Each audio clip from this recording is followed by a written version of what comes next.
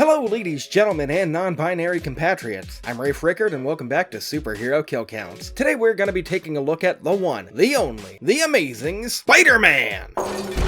No, not that one. I mean the original Spider-Man. 地獄からの使者スパイダーマン Too far back. Look, we're watching Spider-Man 1, okay? Released in 2002 and directed by Evil Dead creator Sam Raimi, Spider-Man is based on, well, Spider-Man. Created by Stan Lee and Steve Ditko in 1962, the character has gone on to find enormous success in film, television, video games, and those weird Elsa videos you find all over YouTube for some reason. Wait, why am I explaining this? You know who Spider-Man is. He probably came to your birthday party at some point.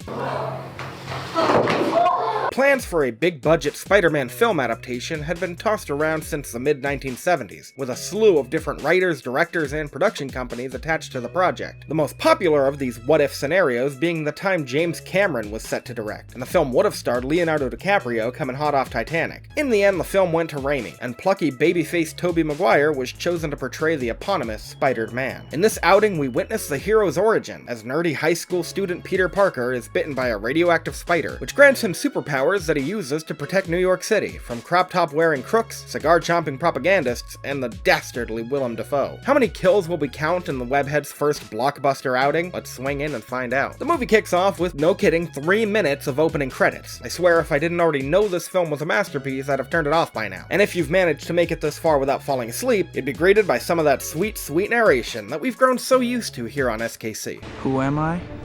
You sure you want to know? It's during this narration that we bear witness to a fully grown man chasing a bus full of high school students. Oh wait, no, that's our main character. 18-year-old Peter Parker, played by 26-year-old Tobey Maguire. And in true superhero fashion, his life sucks. Nobody wants to sit by him, he can't tell the girl of his dreams he's in love with her. Hell, even the bus driver seems to get a kick out of tormenting this kid. We then find ourselves on a field trip to Columbia University's science department, where we meet Peter's fellow classmates and his teacher, who looks to be a good 5 to 10 years younger than his students. There's the beautiful girl next door, Mary Jane Watson, played by Kirsten Dunst. Kirsten? His best friend Harry Osborn, played by...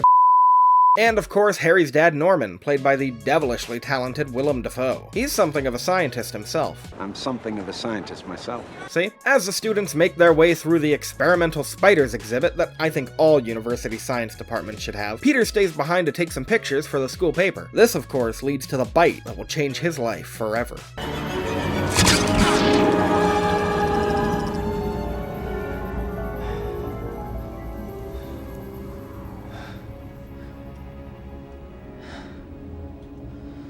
Parker, let's do it.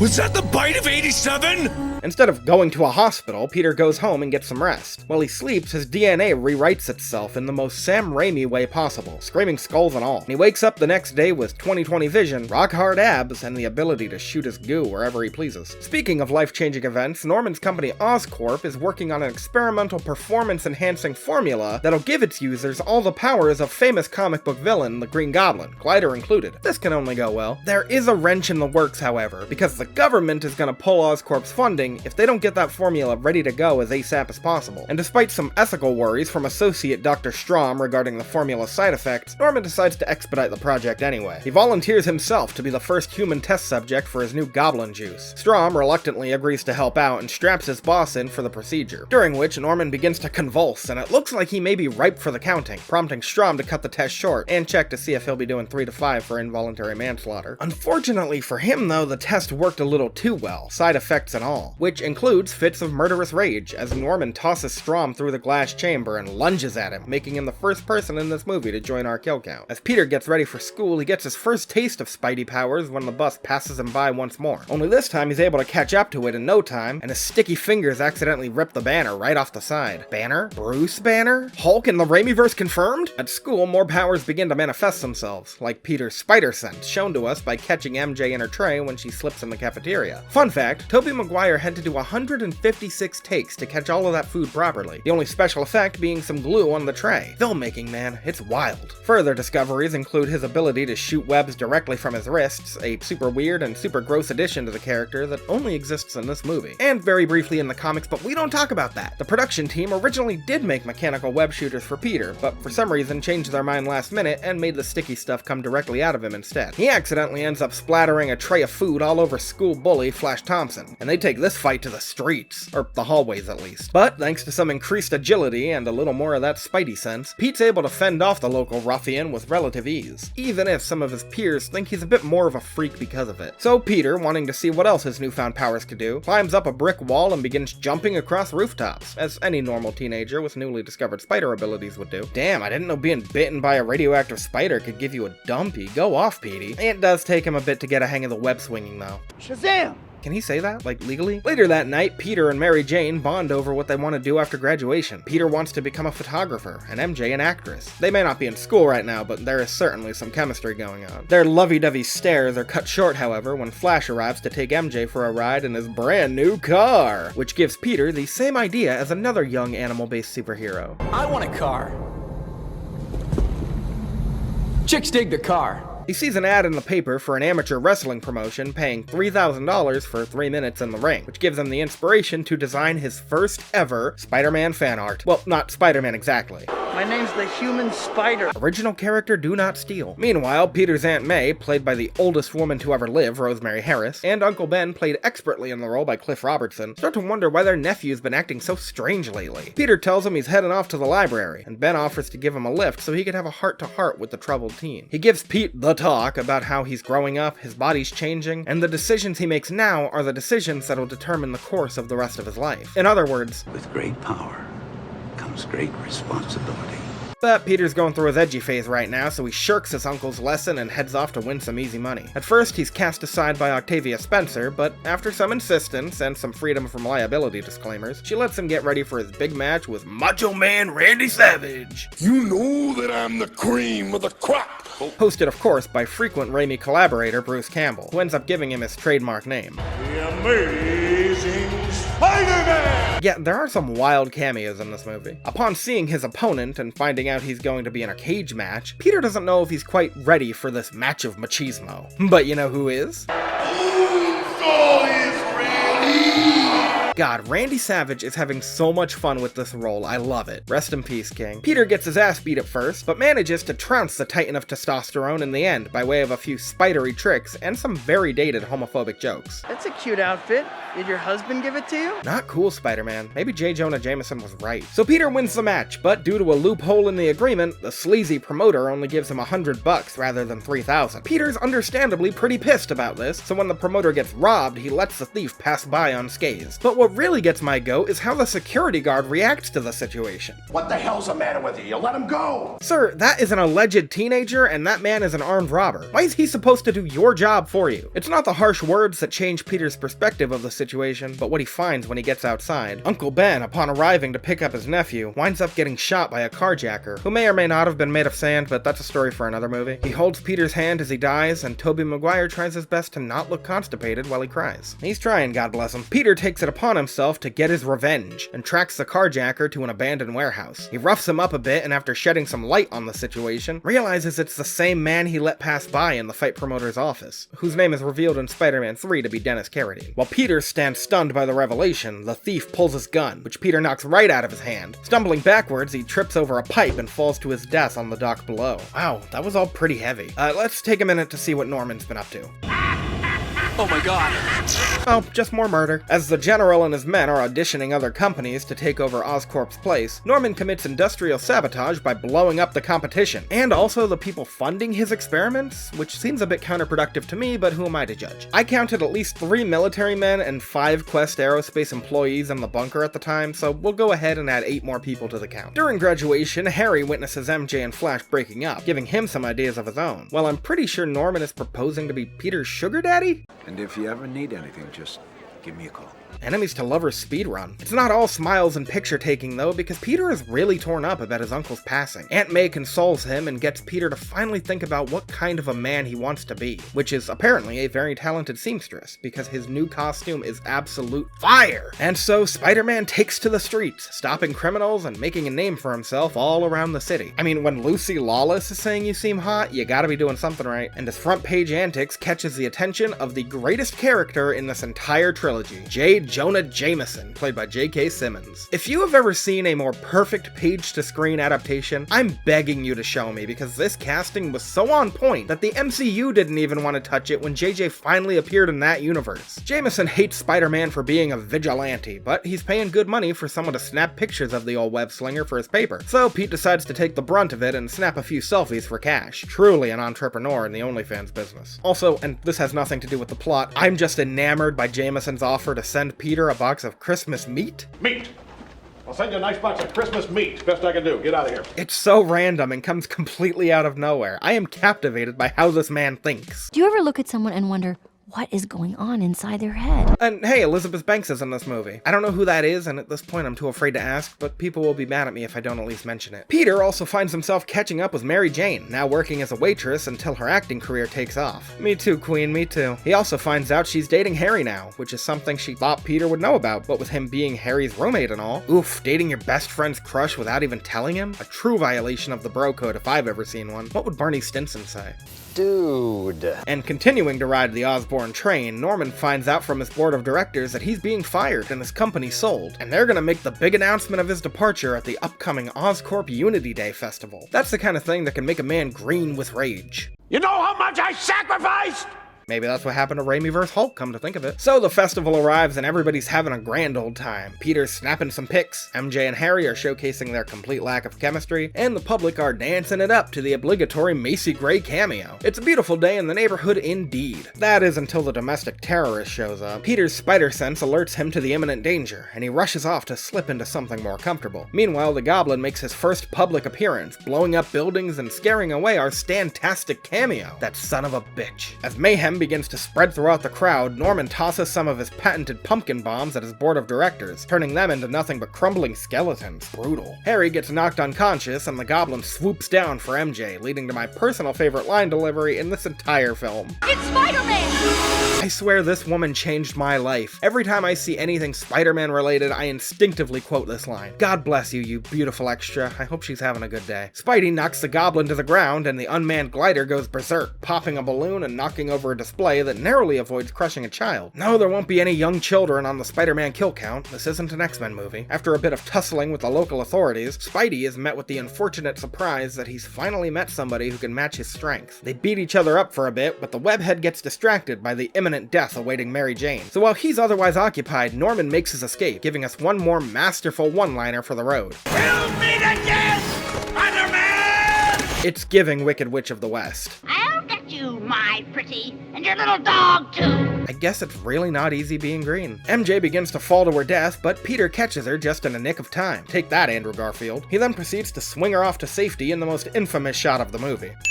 He drops her off and swings away, leaving MJ looking more than a bit smitten. This better not awaken anything in me. The next day, Norman finally comes face to face with his inner demon, and the prevailing signs of DID, as he has the haunting revelation that he is the Green Goblin. The Goblin gives Norman the rundown on his plan to recruit Spider-Man to their side, and Willem Dafoe does a fantastic job playing dual roles here. Honestly, they could have just painted this guy green and I would have fully believed he was a real-life Goblin. The Goblin's first step in his plan is to find the wall crawler, so he takes a pit stop by the Daily Bugle to inquire about who snaps the pictures of Spider-Man. Jameson, despite being an egotistical, untrusting POS, doesn't sell out Peter Parker, proving that he is at least somewhat human underneath that flat-top mustache combo. Spidey shows up to put an end to this kerfuffle, but the Goblin gasses and kidnaps him in order to give him the whole Darth Vader join me and together we can rule the galaxy spiel. To them, you're just a freak. Like me. Peter's obviously not going to team up with his archenemy, but with the general public turning against his heroic deeds, you can't blame him if he considers the offer. In an effort to cheer himself up, he goes to see Mary Jane, but her life isn't going too great either, and it only gets worse when she's chased into an alley by a group of armed attackers. She's saved before any harm could come to her when Spider-Man beats off her assailants one by one. Yes, I know what I just said, but I couldn't be bothered to think of another way of phrasing it. He and MJ share some witty back and forth, and she thanks him for saving her life, with one of the most iconic shots in all of pop culture history with the upside down kiss. His spider sense ain't the only thing that's tingling, if you catch my drift. The next day is just another morning for your friendly neighborhood Spider-Man, when he rushes into a burning building to save someone's baby. If there's one thing I can really commend this movie for, it's how often Peter is shown to be saving people. Funny enough, that element seems to get left out of a lot of superhero movies, so it's nice to see it here. The police arrive to arrest our hero, but when they hear cries of another person in the building, Spidey gets let off the hook to do the thing he does best. Unfortunately, however, it's not a sweet old lady waiting for him, but a raggedy old goblin, complete with a stock scream sound effect and all. The two fight it out as the building crumbles around them, and Gobby unleashes some whirly-bladed pumpkin things. Pete manages to avoid most of them, but he doesn't make it out completely unscathed. Ooh, I just love the snap zooms. It's Sam Raimi directing goodness, and I'm here for it. With Peter making his escape, the Goblin has only one strategy left: squash the spider. But that's gonna be put on hold because it's Thanksgiving, a time for family and food and making veiled references to being a serial killer. I'm sorry I'm late. Work was murder. Norman's here to finally meet Harry's GFMJ, not to be confused with ERJB. And honestly, this whole scene is just chef's kiss. While waiting for Peter, Norman browses around his room, and the suspense when Peter is hiding on the ceiling and the blood drips onto the floor, it's insurmountable. I love it! But yes, it is Thanksgiving, and much like in real life around that time, tensions start to rise. Norman notices Peter's arm bleeding in the same spot that he just cut Spider-Man's. Pete tries to play it off, but he's never been a very convincing liar. Storm and Norman then excuses himself, and Harry rushes out after him. See, Harry is desperate for his father's approval of his new girlfriend, but Norman drops his hot take that he thinks MJ is, well, how should I put this? He ain't saying she's a gold digger, but she ain't dating Peter Parker, you feel me? And this turns out to be the final straw in MJ and Harry's relationship struggles, because Harry doesn't stand up for her. The creep is my father, alright? If I'm lucky, I'll become half of what he is. Oh, don't worry, James Franco, you're plenty creepy as it is. Now, with the knowledge of Spider-Man's identity, Norman confronts the Goblin about what to do next, and his plan? Make him suffer by attacking his heart. To do that, he traumatizes Aunt May by interrupting her evening prayers. He doesn't hurt her physically, but if Aunt May is anything like she is in the comics, it wouldn't do anything anyway, because that woman's gonna live to be 1,000 whether we like it or not. No, this is just to send a message. His bigger plans are yet to come. When MJ comes to visit her in the hospital, she gives Peter a rundown on her failing relationship, and how she's starting to fall for somebody else. Somebody in skin-tight spandex with an ass that won't quit, perhaps? Well, she doesn't use those words exactly, but it's pretty obvious who she's in love with. And anyway, that's still way better than the overly complicated young adult novel crap that Peter claims he told Spider-Man about MJ. You feel excited, and at the same time, terrified. It's just so long and so rambling that I just can't stand it. Meanwhile, Aunt May's listening in on the whole thing like, yeah, Peter, get that Mary Jussie. Their moment gets ruined, however, when Harry walks in on them holding hands. You know that is the #1 way that cooties are contracted? So like any other spoiled rich kid, he runs to tell his daddy about how his best friend is cock-blocking him, but the only thing Norman cares about is getting new leverage to use over his mortal enemy. Also, here's a Green Goblin jump scare. You're welcome. Sam Raimi must have gone to the Orson Welles school of keeping your audience's attention. But I know how to handle him. Like the time his wife left him. So later that night, when Aunt May is telling Peter that he should go after MJ and confess his love for her. I mean, she tells him it's pretty obvious he's in love with her, everybody else already knows. That gives Peter the dawning realization that she's in danger. He tries to give her a call to warn her, but he's greeted by a much more unsettling voice. Can Spider-Man come out to play? And so with MJ kidnapped and the Goblin's final plan commencing, we now enter the final act of the movie. MJ wakes up on the top of a bridge with a killer view of the New York skyline, and we see the Goblin has also taken a tram full of children hostage as well, leading to the classic speech that I quote verbatim every time I watch this movie. Let die the woman you love? Or suffer the little children? Absolutely iconic. He gives Peter a choice between saving the kids or saving MJ, and he drops both of them at the same time. Peter catches MJ midair and swings around to catch the tram, but the weight is too much for him. He tries to have MJ climb down to the tram, but Norman takes some cheap shots at the indisposed hero with some glide-by punches. Luckily for Peter, however, Norman is attempting this terrorist attack in a post-9/11 New York, meaning they've got that heightened sense of solidarity needed to start throwing bricks at this masked menace. You mess with one of us, you mess with all of us! Peter manages to land the tram and MJ safely on a passing barge below, and the Goblin whisks the webhead away to finish this fight mono a Spider-Mano. And this is where Sam Raimi's horror chops really come into play, because this is an excellently directed duel to the death, where Peter gets beat to hell and back. He's blown up, beaten, battered, and bruised, and yet he still holds his ground. He's just nearly defeated when the Goblin threatens to torture Mary Jane, and that puts the oomph back in our arachnid friend just long enough to give him the upper hand. During his savage beatdown, Norman appears to be breaking through, and begs Peter to stop. He takes off his mask, revealing his identity, and tries to appeal to Peter's softer side, pleading for protection from the Goblin. But it all turns out to be a ruse when he summons his glider for a surprise attack, which Spider-Man promptly dodges, and it ends up impaling Norman right through the balls. Yeah, not the chest or the gut, directly in the groin. Yeah, he deserved it. In his last moments, he has one request for Peter. Don't tell Harry. And the Green Goblin takes his final breath. Spider-Man takes Norman's body back to his home, and Harry walks in at the most inopportune time. I swear, this man's ability to show up to the wrong place at the wrong time is impeccable. At Norman's funeral, Harry's warped sense of that night's events, mixed with his latent daddy issues, has him believing that Spider-Man murdered his innocent father. He swears revenge on the wall crawler and praises Peter as being the only family he has left. Wow, I guess Bernard the Butler could just go fuck himself then. Jesus Christ. How could this happen to me?